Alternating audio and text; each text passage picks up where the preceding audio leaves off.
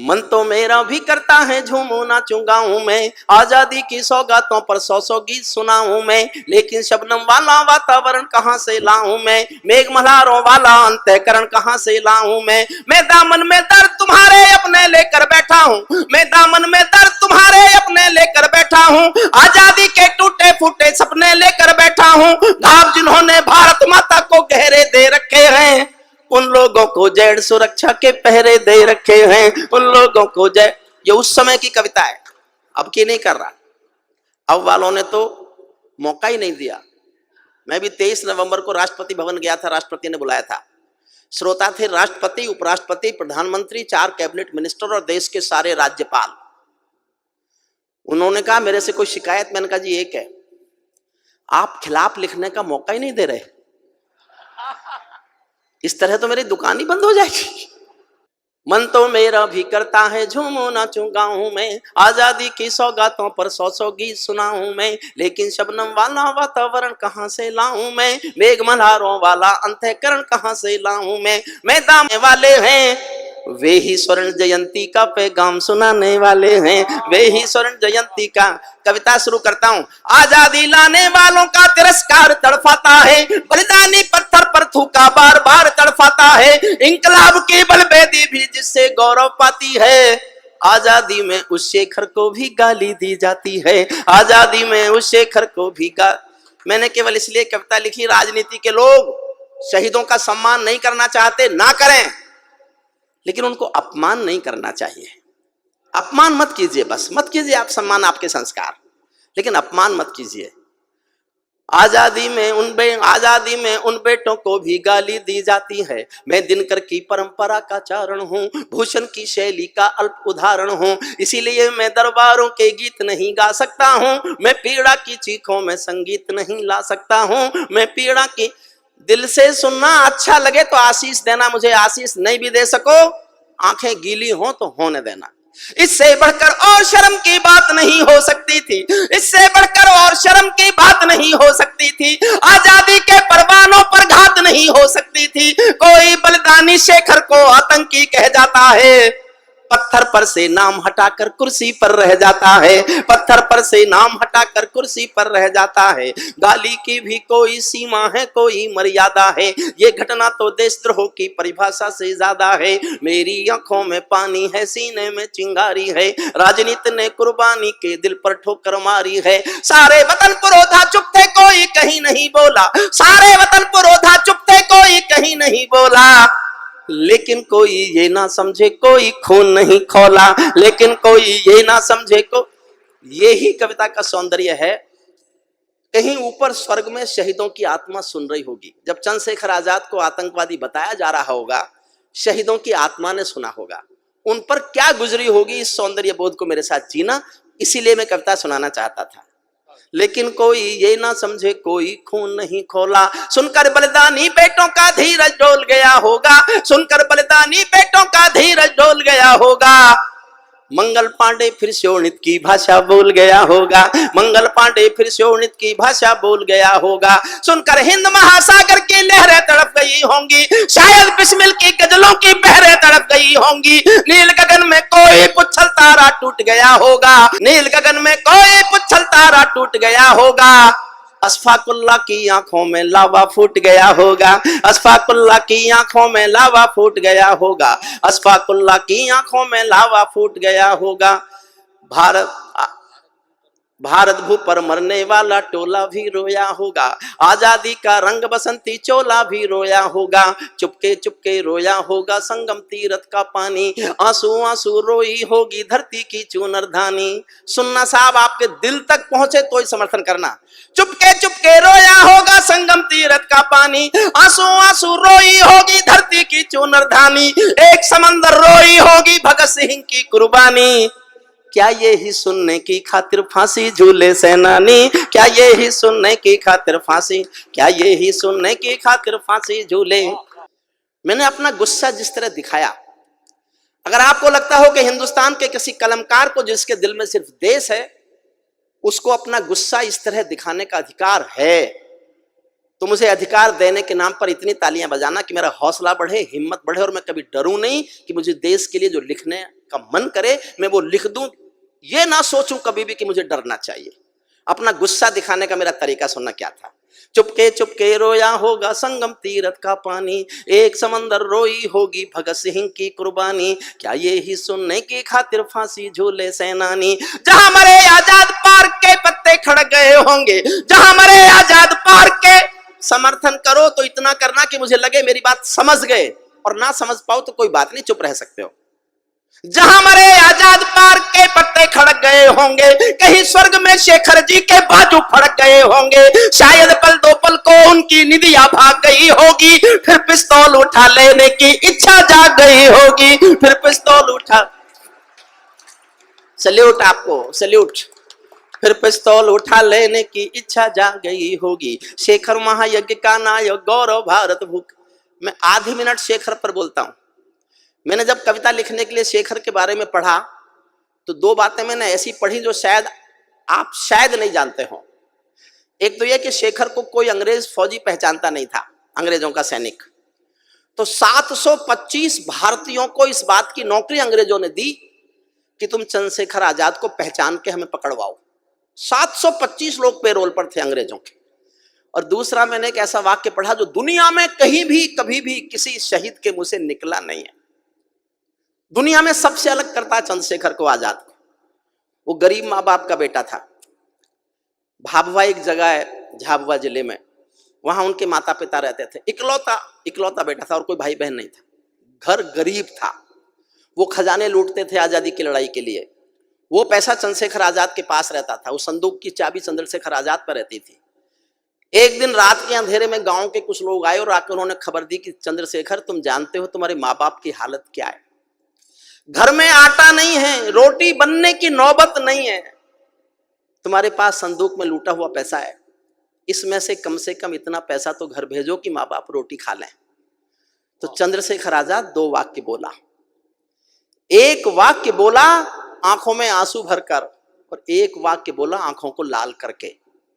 पहला वाक्य तो यह बोला, क्या माँ बाप सिर्फ मेरे हैं और क्रांतिकारियों के नहीं है? और अगले ही पल आंखें लाल करके कहा कि संदूक में से तो एक पैसा नहीं दूंगा, लेकिन तुम गांव वालों मेरे माँ बाप को रोटी नहीं खिला सको तो मुझे आके खबर कर देना। किसी दिन गांव आऊंगा और अपने इसी पिस्तौल की 2 गोली माँ बाप के सीने में उतार के चला आऊंगा। उसको राजनीति आतंकवादी बताएगी और देश सहेगा।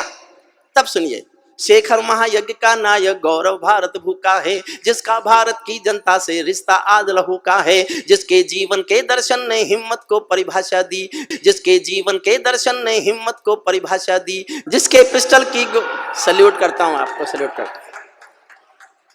इससे बड़ा मुझे कोई दुनिया में क्या पुरस्कार देगा। जिस कविता को मैं भूल रहा हूं वो जनता को याद है। मैं आपका प्रणाम करता हूं आपको जीवन भर। जिसके पिस्टल की गोली ने इंकलाब को भाषा दी, जिसने धरा गुलामी वाली क्रांति निकेतन कर डाली, आजादी के हवन कुंड में अग्नि चेतन कर डाली, जिसके कारण त्याग अलौकिक माता के आंगन में था, इकलौता बेटा होकर भी आजादी के रन में था, जिसको खूनी मेहंदी से भी तह रचाना आता था, आजादी का योद्धा केवल चले चबे ना खाता था। अब तो नेता पर्वत सड़कें शहरों को खा जाते हैं और पुलों के शिलान्यास में नहरों को खा जाते हैं। अब तो नेता पर्वत सड़कें शहरों को खा जाते हैं। जिसके कारण गौरों, जिसके आजादी के कारण जो गौरों से कभी लड़ी थी है जी, शेखर की पिस्तौल किसी तीरथ से बहुत बड़ी है जी, शेखर की पिस्तौल किसी तीरथ से। और माफ करे सदन, मैं आप जानता हूं आज देश का है, लेकिन सीना तान के कह रहा हूं कि अगर मैं आपको गलत लगूं, अगर आपको ऐसा लगे कि मैंने गलत सोचा था उस समय, मुझे टोक देना। जीवन में कभी नहीं पढ़ूंगा ये कविता, लेकिन आपको तालियां मिलेंगे, आपको लगे कि आपने ठीक बोला, ये आपका फर्ज बनता था, तो मुझे इतना आशीर्वाद देना कि मैं कभी डरूं नहीं दुनिया बस की। सुनना है, भारत माता, जो भारत माता की जय के नारे गाने वाले हैं, जो भारत माता की, गुस्से में लिखा मैंने क्योंकि समर्थन से थी वो मुख्यमंत्री, जो भारत माता की जय के नारे गाने वाले हैं, राष्ट्रवाद की गरिमा गौरव ज्ञान सिखाने वाले हैं, जो छोटी छोटी बातों पर संसद में अड़ जाते हैं, श्री राम मंदिर मुद्दे पर सड़कों पर लड़ जाते हैं, 60 दिनों तक स्वर्ण जयंती रथ लेकर जो घूमे थे, आजादी की यादों के पत्थर पूजे थे, चूमे थे, इस घटना पर चुप बैठे थे, सबके मुंह पर ताले थे, तब गठबंधन क्यों नहीं तोड़ा जो तुम हिम्मत वाले थे, तब गठबंधन क्यों नहीं तोड़ा। इस घटना पर चुप बैठे थे, सबके मुंह पर ताले थे, तब गठबंधन क्यों नहीं तोड़ा। और साहब तालियां बजाओ तो मैं देखना चाहता हूं, इटावा की याद लेके जाना चाहता हूं, 2 पंक्ति पढ़ रहा हूं, मैं कहने का हौसला करूंगा, आप केवल समर्थन का हौसला कर लेना। सबके मुंह पर ताले थे, तब गठबंधन क्यों नहीं तोड़ा जो तुम हिम्मत वाले थे, तुम सत्ता में शामिल थे तो टूक डांट भी सकते थे, तुम सत्ता में शामिल थे तो टूक डांट भी सकते थे, जो जीभ शहीदों पर थूके वो जीभ काट भी सकते थे, जीभ शहीदों पर थूके वो जीभ काट, जो सीने अंतिम छंद पढ़ता हूं, जो सीने पर गोली खाने को आगे बढ़ जाते थे, भारत माता की जय कहकर फांसी पर चढ़ जाते थे, जिन बेटों ने आजादी के लिए जवानी दे डाली, आजादी के हवन कुंड के लिए कहानी दे डाली, दूर गगन के तारे उनके नाम दिखाई देते हैं, दूर गगन के तारे उनके नाम दिखाई देते हैं, उनके स्मारक भी चारों धाम दिखाई देते हैं, उनके स्मारक। और कविता की सबसे अच्छी पंक्ति सुनना, उनके स्मारक भी चारों धाम दिखाई देते हैं, वे देवों की लोकसभा के अंग बने बैठे होंगे, तुम्हारी जगह कल के बासी अखबार। और उन शहीदों की जगह मैं बता रहा हूं, वे देवों की लोकसभा के अंग बने बैठे होंगे, वे सतरंगी इंद्रधनुष के रंग बने बैठे होंगे, उन बेटों की याद भुलाने की नादानी करते हो, इंद्रधनुष के रंग चुराने की नादानी करते हो, इंद्रधनुष के रंग चुराने की नादानी करते हो, जिनके कारण ये भारत आजाद दिखाई देता है, अमर तिरंगा उन बेटों की याद दिखाई देता है, उनका नाम जुबां पर लो तो पलकों को झपका लेना, उनकी यादों के पत्थर पर 2 आंसू टपका देना, जो धरती में मस्तक बोकर चले गए, दाग गुलामी वाला धोकर चले गए, मैं उनकी पूजा की खातिर जीवन भर गा सकता हूं, मैं सूरज का बेटा तम के गीत नहीं गा सकता हूं, मैं पीड़ा की चीखों में संगीत नहीं ला सकता हूं, मैं पीड़ा की। काश्मीर जो खुद सूरज के बेटे की राजधानी थी, डमरू वाले शिव शंकर की जो घाटी कल्याणी थी, काश्मीर जो भूमंडल का स्वर्ग बताया जाता था, जिसकी मिट्टी को दुनिया में अर्घ चढ़ाया जाता था, काश्मीर जो भारत माता की आंखों का तारा था, काश्मीर जो लाल बहादुर को प्राणों से प्यारा था, काश्मीर वो डूब गया था अंधी गहरी खाई में, फूलों की घाटी रोती थी मरघट की तन्हाई में, फूलों की घाटी। सल्यूट करता हूं आप। काश्मीर वो डूब गया था अंधी गहरी खाई में, फूलों की घाटी रोती थी मरघट की तन्हाई में, वो अग्नि गंधा मौसम मलबेला था, गंधों के घर बंदूकों का मेला था, मैं भारत की जनता का संबोधन हूँ, आंसू के अधिकारों का उद्बोधन हूँ, इसीलिए दरबारों को दर्पण दिखलाता फिरता था, इसीलिए दरबारों को दर्पण दिखलाता फिरता था, मैं घायल घाटी के दिल की धड़कन गाता फिरता था, मैं घायल घाटी के 29 साल मैंने 1990 में कविता लिखी थी। ये आपको जानकर आश्चर्य होगा, इस कविता को मैंने 1990 में जब सबसे पहली बार लिखा तो मेरे पहले श्रोता थे श्रद्धेय अटल बिहारी वाजपेयी और श्रद्धेय लाल कृष्ण आडवाणी। दोनों बैठ के रोए थे, दोनों बैठ के रोए थे। वाजपेयी साहब एक बार लाल किले में आए थे और मैं कश्मीर पढ़ रहा था, मैंने उनसे कहा आप देश के प्रधानमंत्री बन गए और कश्मीर की हालत फिर भी नहीं सुधरी तो इससे भी सख्त कविता सुनने को तैयार रहना। फिर मुझे पता चला वो 6 साल इसीलिए उदास रहते थे क्योंकि उनके समय में तो हुआ नहीं था जो अब हुआ।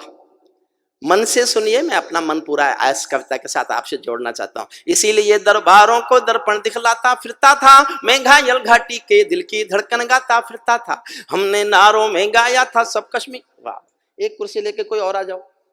हमने नारों में गाया था सब कश्मीर हमारा था, जब जब भी छू कर देखा हिम चोटी में अंगारा था, काश्मीर था जहां तमंचे थे केसर की क्यारी में, काश्मीर था जहां तमंचे थे केसर की क्यारी में, काश्मीर था जहां रुदन था बच्चों की किलकारी में, काश्मीर था जहां तिरंगे झंडे फाड़े जाते थे, 47 के बंटवारे के घाव उघाड़े जाते थे, काश्मीर था जहां हौसलों के दिल तोड़े जाते थे, खुदगर्जी में जेलों से हत्यारे छोड़े जाते थे, खुदगर्जी में जेलों से हत्यारे छोड़े जाते थे। अपहरणों की रोज कहानी होती थी, धरती मैया पानी पानी होती थी। झेलम की लहरें भी आंसू लगती थी, गजलों की बहरें भी आंसू लगती थी। मैं आंखों के पानी को ललकार बनाता फिरता था, मैं आंखों के पानी को ललकार बनाता फिरता था। मैं घायल घाटी के दिल की धड़कन गाता फिरता था, मैं घायल घाटी के दिल की। कश्मीर था जहां गर्द में चंदा सूरज तारे थे, झरनों का पानी रक्तिम था, झीलों में अंगारे थे। कश्मीर था जहां फिजाएं घायल दिखती रहती थी, गर्म हवाएं घाटी का राशि फल लिखती रहती थी। कश्मीर था जहां दरिंदों की मनमानी चलती थी, घर घर में एक 56 की दर्द कहानी चलती थी। कश्मीर था जहां हमारा राष्ट्रगान शर्मिंदा था, समर्थन करना जी भर के करना। कश्मीर था जहां हमारा राष्ट्रगान शर्मिंदा था। भारत माँ को गाली देकर भी खलनायक जिंदा था, भारत माँ को गाली देकर भी खलनायक जिंदा था। कश्मीर था जहां देश का सिर झुकाया जाता था। और जिस दिन ये घटना घटी मैंने उस दिन पंक्ति लिखी थी, समझ जाओ किसी को पिछली याद हो तो समर्थन करना। कश्मीर था जहां देश का मान गिराया जाता था, मस्जिद में गद्दारों को खाना भिजवाया जाता था। गूंगा बहरापन ओढ़े सिंह, कितने गुस्से में बोलता था, उदाहरण दे रहा हूं सुनना। गूंगा बहरापन ओढ़े सिंहासन था, गूंगा बहरापन ओढ़े सिंहासन था, लूले लंगड़े संकल्पों का भाषण था। फूलों की घाटी लाशों की मंडी थी, फूलों की घाटी लाशों की मंडी था। अनुशासन का पूरा दौर शिखंडी था, अनुशासन का पूरा दौर शिखंडी था। मैं इस कोढ़ी कायरता की लाश उठाता फिरता था, मैं घायल घाटी के दिल की धड़कन गाता फिरता था, मैं घायल घाटी के दिल की। हमको 2 आंसू नहीं आते थे अनहोनी घटना पर। 89 में 4.5 लाख कश्मीरी पंडित कश्मीर से मारपीट कर निकाले गए, उनकी बेटियों के साथ बलात्कार किए गए, संपत्ति छीनी गई, घरों में आग लगाए गए। अपने दिल पर हाथ रखकर सोचना, क्या दुनिया के इतिहास में इससे बड़ी कोई मॉब लिंचिंग हुई है क्या? आज किसी की गलती से एक हत्या पर देश में शोर मचा देते हैं, ये मॉब लिंचिंग है, होनी नहीं चाहिए। मैं समर्थन नहीं करता उसका, लेकिन 4.5 लाख लोगों का घर से बाहर निकाल देना अगर मॉब लिंचिंग नहीं थी तो हिंदुस्तान में कोई मॉब लिंचिंग होती नहीं। हमको 2 आंसू नहीं आते थे, मेरा साथ देना, मैं इतिहास खोल रहा हूं।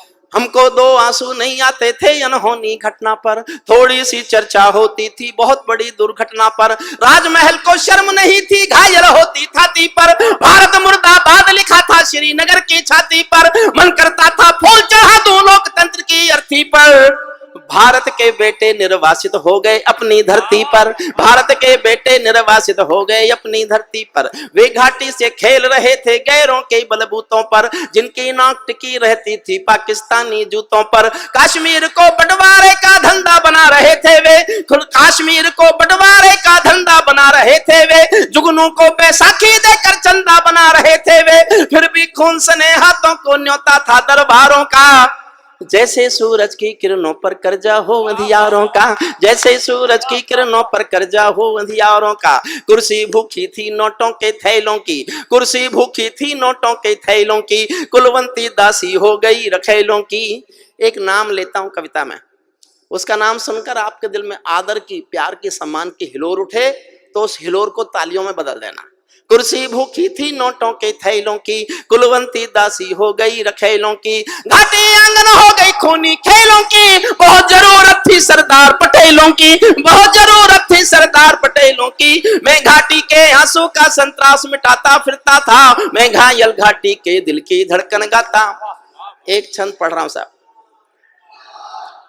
भारत मां को इस समय सोने दो, बड़ी मुश्किलों से इस बहादुर सरकार की कोशिशों के बाद भारत मां सुकून से सोने की हालत में आ गई है। मैं जोश में पढ़ूंगा। मैं 3 दिन पहले बंगलौर में था, मेरे मुंह से ऐसे ही निकल गया।